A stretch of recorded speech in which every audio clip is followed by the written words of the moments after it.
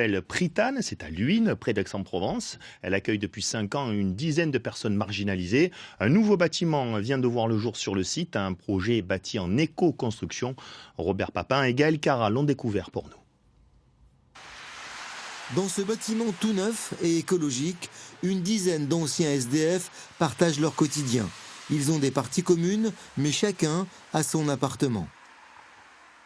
Ça, c'est ma chambre, pièce à vivre. Et il y a votre chien aussi? il y a ma chienne. On a le droit d'avoir des animaux. Cela faisait plus de 10 ans que Didier n'avait pas eu un chez lui. Parce qu'il y a de quoi cuisiner. 10 ans d'errance, de souffrance et d'alcool. Salle de bain avec la douche. Il est au Prytanne depuis 2 ans. Il va mieux, mais il lui est encore difficile d'envisager l'avenir. C'est tout neuf, quoi. Vous ne sentez pas encore prêt à partir d'ici? Non. J'en parle avec les personnes concernées, mais c'est pas encore dans le projet, quoi. Parce que c'est vrai que je vais pas passer ma vie ici, quoi. Son allocation adulte handicapé lui permet de payer les 175 € de loyer mensuel. Chaque jour, les résidents et 2 éducateurs se retrouvent dans cette grande pièce, s'ils le souhaitent. Seul impératif, tout le monde doit être présent à la réunion du mardi matin. J'aime à dire ici que c'est un peu un lieu de vie pour habiter, un lieu de vie pour se soigner et un lieu de vie pour être ensemble. Au Prytanne, il n'y a presque pas d'interdit. Seules quelques règles de respect des autres et de soi-même. Les personnes peuvent consommer donc du vin, de la bière. La limite, c'est on ne consomme pas ici d'alcool fort. Et donc on va progressivement travailler avec eux pour essayer de limiter cette consommation d'alcool fort, que la situation physique, voire mentale des personnes ne s'aggrave pas.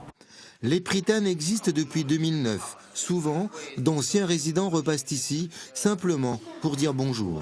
Tout le monde nous disait, Robert, il n'y arrivera pas. J'ai passé 2 ans ici, presque 2 ans. Il manquait un mois. Et puis après, ils ont trouvé pour moi un appart, nickel chrome. Je suis content. Bon quartier, tranquille. Le quartier n'est pas chic, mais ça va. Suzanne est désormais autonome, mais elle revient tous les mercredis. Elle prépare un repas pour tout le monde. Ils ont qu'à me demander mardi, ils m'appellent pour une sangelle, l'éducateur. Et pas de problème, je fais des courses et je cuisine chez moi et j'emmène. Et ça vous fait plaisir? Par amour pour eux, oui, beaucoup. Parce que je les aime. L'idée est née il y a plusieurs années dans la tête d'Éric et de quelques autres.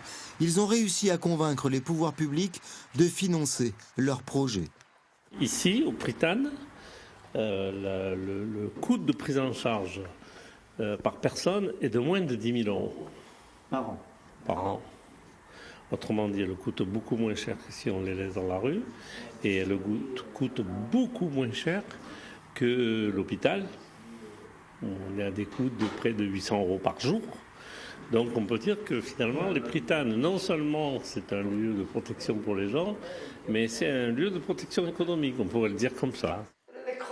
Des structures comme celle-ci, il en faudrait des dizaines en France. On compte environ 140 000 SDF et beaucoup sont dans la rue depuis de longues années.